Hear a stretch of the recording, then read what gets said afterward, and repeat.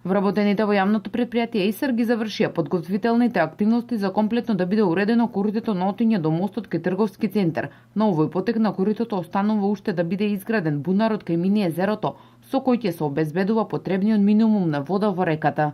Комплетно нанесовме мил, значи ќе посадиме дрвца, ќе посадиме цвеќиња, ќе посадиме трева, комплетно ќе го средиме овој дел да биде урбано среден, а исто така ќе продолжиме и со средување на речното корито на река Отиња во несредениот дел, а кај делот кај мини езерцето ќе скопаме еден бунар за да може да има нонстоп вода во течението на река Отиња. Задоволството е огромно на вработените кои несебично се вложија во овој проект и за краток временски период хортикултурно го уредија речното корито на Отиња од јавното предпријатие ИСР до мостот кај трговски центар. Честни е како вработени во јавното предпријатие ИСР да допринесеме до развивување на градот, па така ние по 12 пат и денеска сме тука во речното корито на река Отиња.